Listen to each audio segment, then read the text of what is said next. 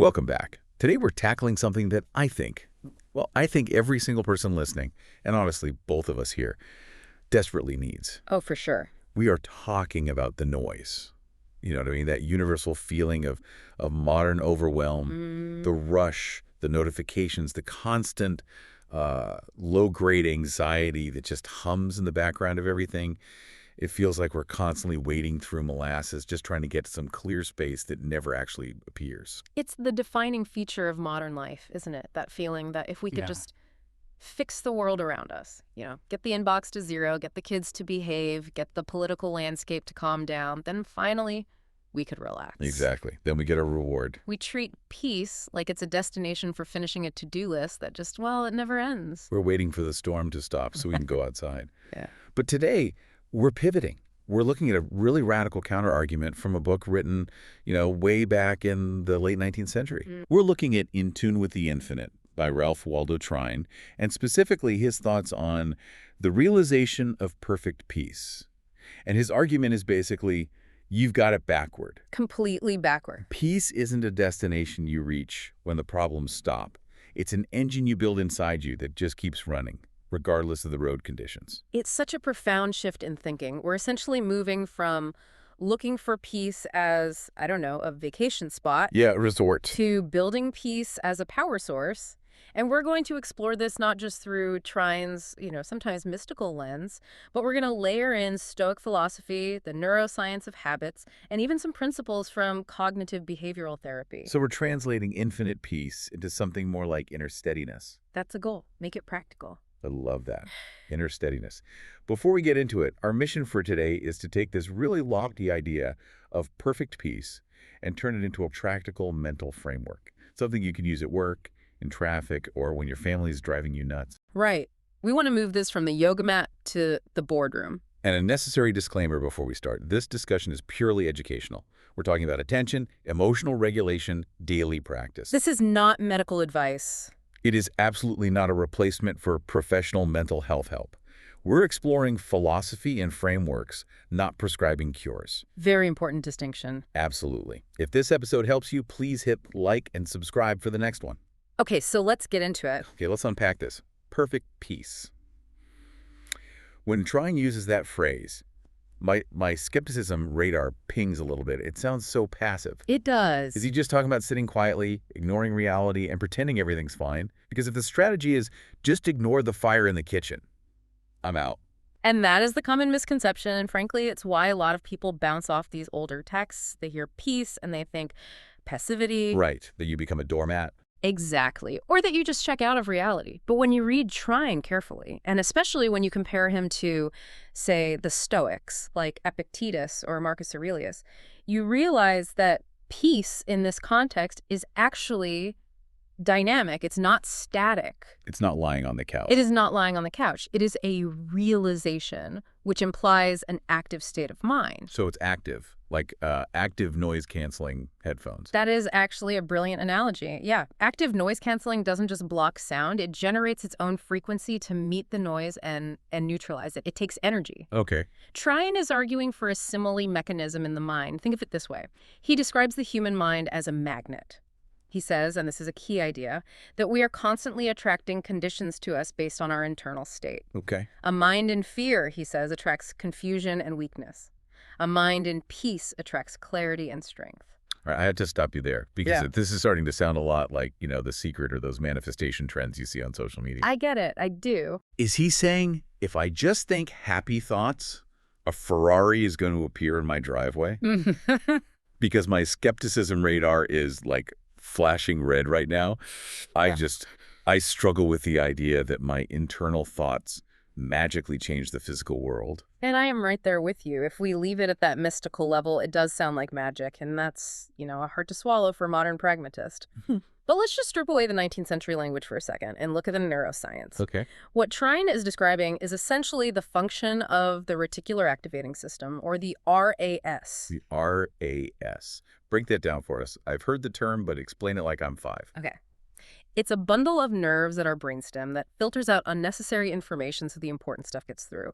Your brain can't possibly process the millions of bits of data coming at you every second. It would just short circuit. Right, it's too much. It's too much. You see the color of the wall, you hear the hum of the fridge, you feel the sensation of your socks, you smell the coffee. Yeah. So the RAS acts as a bouncer for your brain. Okay, so it decides what gets into the club. Exactly. And here's the kicker. You give the bouncer the guest list. Ah. If you wake up and think, today is going to be a disaster, you have just handed your RAS a picture of a disaster. It will literally filter out the opportunities, the smiles, the green lights, and it will spotlight the rude barista and the traffic jam. It's confirmation bias. It's confirmation bias on a neurological level, yes. So when Trine says we attract conditions, what he's really saying scientifically is that we are biasing our attention to only perceive the conditions that match our internal state. Precisely. The magnet isn't magic. It is a cognitive filter. If you are operating from a place of fear, your peripheral vision narrows literally. Wow. You lose cognitive flexibility. You become reactive. So you are physically less capable of navigating the world, which leads to more bad luck, which reinforces the stress. Trine calls this being out of tune. I see. But if you are in a state of perfect peace, or let's call it inner steadiness, your aperture opens up. You see solutions that the stressed brain literally cannot see. That makes so much sense. It reminds me of how when you're in a bad mood, you invariably, stub your toe, you drop your keys, you hit every red light. Mm-hmm.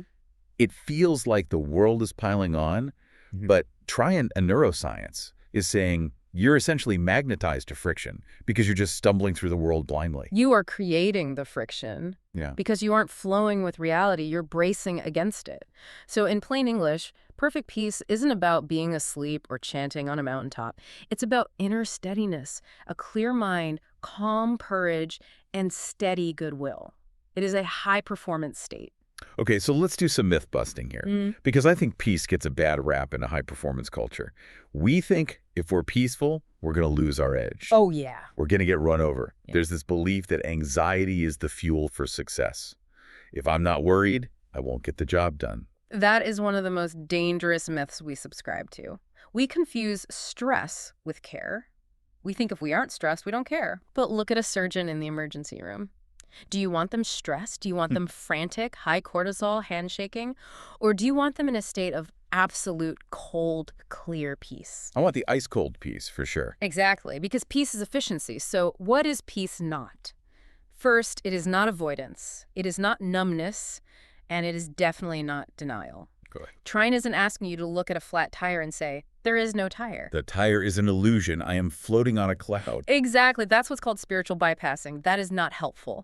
Real peace is seeing the flat tire, acknowledging the inconvenience, acknowledging that you are going to be late, but maintaining your internal center of gravity so that you can change the tire efficiently without losing your temper or spiraling into a story about how the universe hates you. It's the difference between I have a problem and I am a disaster. Yes. And this connects directly to a Stoic concept called prohairesis. Prohairesis. That's a fancy word. I feel smarter just hearing it. Break that down. It's a Greek term used heavily by Epictetus. Now, Epictetus was a slave. He had a leg broken by his master. He lived a life of extreme lack of control. So you know what he was talking about. He had the credentials. So prohairesis essentially translates to our moral choice or our will. It's the faculty of choice. The Stoics believed that peace comes from the active choice of how we judge an impression. An impression. An impression is just raw data. The flat tire is the impression. It's just a visual of a deflated rubber circle. That is it. The prohairesis is the power to decide, is this a catastrophe? Is this a punishment? Or is this just a thing that needs to be fixed? So it's the story we tell ourselves about the data. It's the story. And peace is the active preservation of that choice. So peace is actually a form of power. It's the power to choose your reaction. It is the ultimate power. Because if you don't have that peace, if you don't have that little gap between the stimulus and the response, you're a puppet. You are controlled by the traffic, by the weather, by the rude email. You're just reacting. Peace is cutting the strings. That leads us perfectly into the problem. If peace is power, why are we all so powerless? Why are we all so stressed? If we have this biological capability to use our prohairesis, why don't we? Trine identifies a specific trap we fall into. The control track. The cool prat. He does. And he uses a very quaint, very 19th century example to illustrate it, but it is brilliant. He talks about the draft, like a draft of wind from a window. The dreaded draft. My grandmother was terrified of drafts. Yeah. She acted like a cracked window was a death sentence. Right. It was a very common fear back then. So Trine says, look at the draft. It's just a current of air. It's neutral. It's God's pure air, as he calls it. Wait. But the person who is terrified of the draft, who is obsessing over it, who shrinks away from it, that fear is the occasion for them to get sick. He argues that the draft itself has no power, but we give it power through our fear. He has a line. We must distinguish between causes and mere occasions. That's a deep line. It feels like we need to sit with that for a second. Yeah. What's the difference? A cause and an occasion. Let's use a modern analogy. Imagine you are holding a cup of hot coffee filled right to the brim. Okay. Someone bumps into you. You spill the coffee everywhere. Why did you spill the coffee? Because they bumped into me. Yeah, obviously. That is the occasion. The bump was the event. But the cause of you spilling coffee is that there was coffee in your cup. Oh. If there had been water, you would have spilled water. If the cup was empty, you would have spilled nothing.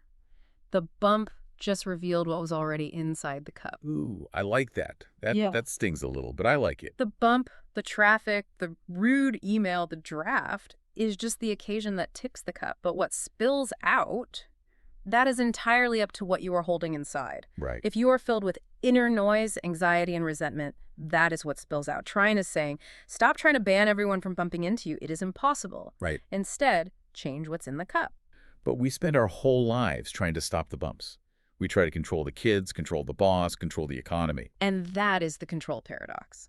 The more we try to micromanage the external world to make it safe or perfect, the more chaotic our inner world becomes. Why? Because the external world is inherently fundamentally uncontrollable. This sounds a lot like the psychological concept of the locus of control. It's the exact same mechanism. In psychology, if you have an external locus of control, you believe your life is determined by outside forces, luck, fate, other people. This correlates with high anxiety and helplessness. Trine is trying to shift you to an internal locus of control. He wants you to realize that while you can't control the wind, you can control your, spiritual temperature, so to speak. You control your stance. So when we try to control the uncontrollable, like the past, or what other people think of us, or global events, we're essentially just banging our heads against a wall. And physiologically, we are spiking our cortisol. We are engaging the sympathetic nervous system, fight or flight for threats that we cannot fight and cannot flee. We can't punch a deadline. You can't punch a deadline. You can't run away from inflation. So that energy gets trapped in the body and it creates chronic inflammation, both in our tissues and in our minds. Okay, so we're stuck in this trap. We are holding a cup full of anxiety. People keep bumping into us, and we are miserable. What's the solution? Trine talks about this realization. How do we actually do it? I want to get tactical here, because finding your center is advice I usually roll my eyes at. It's too abstract. It feels abstract, yeah. It does feel abstract until you have a method. So based on Trine's writing and the supporting science we have gathered, we've distilled this into a framework. It's a two-step process at its core, but we can break it down further. First, return to the still center. Second, choose the next right step. Simple, but not easy. Never easy, but simple. Trine talks about entering into thine inner chamber. He just means finding that place inside you that isn't spinning. Let's walk through this. We've put together a guided exercise called the Still Center Reset. This is something you can do right now, listening, or at your desk. Let's break it down step by step. I want you to walk me through it as if I'm in the middle of a meltdown. Okay. Scenario. You just got a text message that made your stomach drop, or you just read a news headline that made you furious. The cortisol is hitting your system. Step one is simply notice the inner noise. This is mindfulness, right? But usually when I try to notice it, I just get sucked further in. I start arguing with the thought in my head. That's the trap. You need to do what's called metacognitive separation. You need to acknowledge the rush, the fear, the resentment, the overthinking, but without judgment. You don't say, I am an anxious mess. Okay. You say, I notice a feeling of anxiety. I notice my chest is tight. I notice I am rushing. I notice I am telling myself the story that I'm going to get fired. Exactly. You are stepping out of the river and standing on the bank. You are observing the current. That simple linguistic shift from I am angry to I notice anger engages the prefrontal cortex and dampens the amygdala response. It's a neurological trick. Okay, so that's step one. That is step one. Step two, name what is truly in your control. The stoic move. The fence. The stoic fence. You have to ruthlessly categorize the data. Yeah. You look at the situation and ask, here is mine. The text message you received, not yours. It's on the screen. Right. The other person's opinion, not yours. The past, gone. So what's left inside the fence? What's mine? Your next response. Yeah. That's it. You own your next thought and you own your next physical action. When you shrink your world down to just what is inside the fence, the overwhelm instantly drops. Okay. You aren't lifting the weight of the whole world anymore. You're just lifting the weight of your own reaction. Okay, so I've noticed the noise. I have identified that I can only control myself. Step three, choose one stabilizing quality. Trine is big on the idea that thoughts are things, they are forces. So you need to pick a specific antidote word. If you are frantic, choose calm. If you are tempted to lie or hide, choose honesty. If you are angry, choose patience. If you are scared, choose courage. I love the idea of just picking a single word. It really anchors you. It stops the debate in your head. It gives your brain a target. You are making an executive decision. Now, step four, take one small outward action that matches that quality. Give me an example of that, because usually I just sit there thinking the word calm while my leg is bouncing up and down. And that's because you haven't embodied it yet. You have to bridge the gap between the inner thought and the outer world. If you chose calm, drop your shoulders, take one slow breath, unclench your jaw. Okay. If you chose patience, speak your next sentence slower. If you chose courage, type the first sentence of that email you are avoiding. It has to be small, but it has to be physical. So you're making the quality real. You're becoming the magnet. Yes. And then, step five, release one contradiction. Ooh, this is the hard one. This feels like the part we usually skip. It's the one we always skip. Trine talks about how we block the flow of peace with our behaviors. You have to let go of the behavior that breaks the peace. If you're seeking peace, but you are doom scrolling, you have to put the phone down. Right. If you're spiraling in your head, you have to literally say stop. If you're about to make a snarky comment, you have to swallow it. You can't build peace while you're actively tearing it down. It's like trying to heat a house with all the windows open. Exactly. You have to close the windows, and then you end the exercise with a simple reflection question. What would peace do next? What would peace do next? I love that. It takes the ego out of it, doesn't it? Yeah. It asks, if I were embodying this quality, what's the logical next move? It creates distance. It allows you to act with wisdom rather than impulse. It turns you into an observer of the best version of yourself. Let's apply this, because theory is great, but life is messy. We have 3 scenarios here to see how this works as the decision framework. First one, work, high pressure. Okay, scenario. A looming deadline.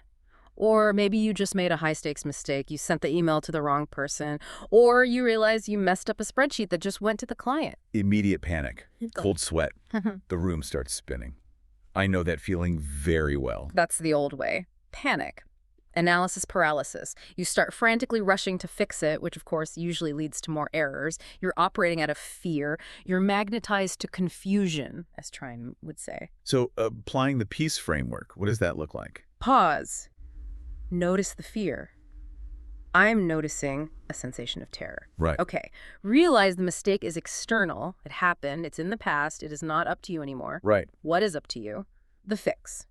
Choose steady diligence. Steady diligence. That feels boring, but effective. It is incredibly effective. Instead of frantically typing, you stop, you assess, you write a clear apology, you draft a correction, you move with precision. The result is flow rather than force. Yes. You're actually more efficient because you aren't wasting energy on the panic itself. I have felt that difference. When you're frantic, you feel busy, but you're not productive. When you are steady, you get twice as much done in half the time. It is like the Navy SEAL saying, slow is smooth. Smooth is fast.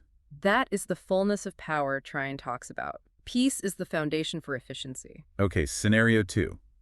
Relationships. This is the big one. Conflict. The situation. You're in an argument with a partner or a friend. They say something that stings. They push your button. They bring up that one thing you're sensitive about. The old way. Defensive reaction. I yell back. I bring up something they did 3 years ago. I want to win the fight. I want to hurt them back because I feel hurt. And you might win the argument, but you lose the connection. You burn the bridge to stay warm for a minute. Right. And then I feel terrible afterwards. Yeah. Every time. The peace framework utilizes Trine's concept of goodwill. You pause, you notice the ego flare up, you feel the heat in your face, you name it. I feel attacked. But you choose steady goodwill. You decide, I am going to respond to the person, not the insult. That is so hard. That requires almost superhuman restraint. It is incredibly hard. It is a warrior's discipline. This is why Trine calls it a realization. It's a constant active process. So what's the action? The action might be lowering your voice. It might be saying, I need a minute to process that because I don't want to say something mean. You release the contradiction of the reactive speech. You prioritize the relationship over the ego. And Trine talks about how this kind of peace makes you a magnet. If you stay calm in a fight, a lot of the time the other person de-escalates too. It's mirror neurons. We are wired to match the emotional state of others. If you scream, my brain wants to scream. But if you hold the center, if you refuse to vibrate at that frequency of anger, eventually the other person has to meet you there or they leave, but you stop feeding the fire. You become the thermostat, not the thermometer. Exactly. Okay, scenario 3. Habits. This is for all the late-night scrollers out there. The situation. Stress. The urge to doom scroll or eat junk food or binge watch just to numb out. Trine would call this the influence of consumer culture. Looking for peace outside yourself. The old way. Numbing out. I'm stressed, so I'm going to disappear into this screen for 3 hours. I'm just going to turn my brain off. And afterward, do you feel peaceful? No. I feel drained. I feel wired but tired. I feel guilty. Because you didn't resolve the stress, you just anesthetized it. The peace framework. Notice the urge to escape. Name the stress. I am exhausted. Choose awareness. Put the phone down. That is releasing the contradiction. And then, this is the brave part, sit with the feeling for a moment. Just sit there with the anxiety, with the boredom. Just sit there. 5 minutes, breathe. Let the boredom or the stress just wash over you without running away. Trine says peace is found within, not without. You have to go in to find it. So it's about building the capacity to just be with yourself. Yes. And usually, after 5 minutes, the urge to numb passes. The wave breaks. And then you can choose a restorative activity, like sleep, or reading, or just stretching. You regain your agency. This all sounds life-changing, but I know people are listening and thinking, I have tried this, and I failed. Or, I could do this when life is easy, but when it gets hard, I just crumble. So let's do some troubleshooting. What are the common mistakes people make? There are 5 big ones that come up again and again. Mistake first. Thinking peace is permanent. I achieved peace on Tuesday. Why am I stressed on Wednesday? Right. We treat it like a diploma. I got my peace degree, now I am done. But peace is a practice, like bathing or eating. You don't eat one meal and say, I am done with nutrition for the rest of my life. Right. You have to reset constantly. Trine says we are constantly building and rebuilding. So don't be surprised when you lose it. Just get it back. The win isn't staying in peace forever. The win is shortening the time it takes to get back to it. That's it. Mistake second. Confusing peace with having no emotions. People think, if I am peaceful, I shouldn't feel angry. No. You can feel sadness, anger, grief, while maintaining a steady center.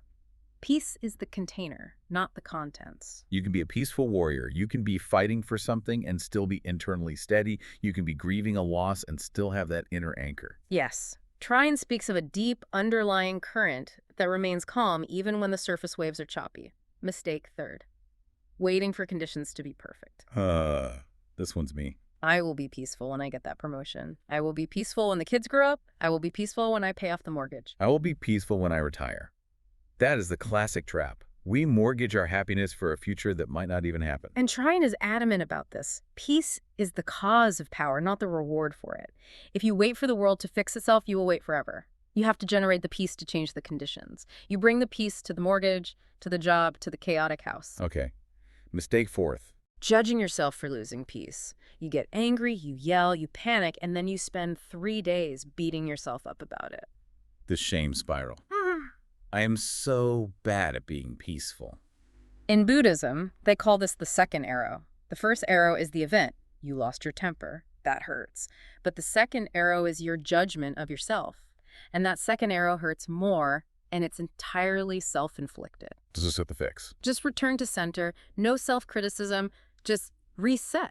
Treat yourself like a puppy learning to sit. You don't yell at the puppy. You just gently put it back on the mat. And mistake fifth. Trying to source others to be peaceful. I'm doing this Trine work. Why are you still yelling? You need to be in tune with the infinite, Kevin. Be peaceful like me or else. Your peace is your project. Their chaos is theirs. If you tie your peace to their behavior, you are right back in the control trap. You have given your power away again. Right. You can invite them into peace by your example, but you cannot force them. It really all comes back to that internal focus, doesn't it? Within yourself lies the cause. It does. It is total responsibility. And that is scary, but it is also incredibly liberating. Because it means you are never truly a victim of your circumstances. You always have a move. This has been a lot. Let's recap the key takeaways. We have distilled this into 7 points to take with you. First, peace is an inner state of steadiness, not an external lack of noise. Next, we lose peace when we try to control things that are not up to us. Point 3. The control trap increases inner noise and reduces our power. Point 4. To reset, we must first notice the noise and name what is in our control. Point 5. We actively choose a stabilizing quality, like courage or patience. Point 6. We release the contradictions, like reactive speech or doom scrolling. Finally, we ask the guiding question, what would peace do next? What would peace do next? I'm going to write that on a sticky note and put it on my monitor. It is a game changer. It simplifies everything. We are just scratching the surface of Trine's work here. We've established the foundation, this idea of peace. But what happens when you build on that foundation? That is where it gets really exciting. Once you have this steadiness, you stop leaking energy. You stop wasting power on friction and noise. So the next step is to actually channel that energy. So we are going to tease the next part of our series, which will be about coming into fullness of power. We're going to discuss how, once we have established this perfect peace, we can begin to build immense personal power and capacity on top of it. It's like the engine finally revving up. It's going from defense to And offense. stability to capability. I cannot wait for that. This has been a really helpful conversation. It's a necessary one. Thanks for being here. If you want the full series, check the playlist, and please like and subscribe so you don't miss the next episode.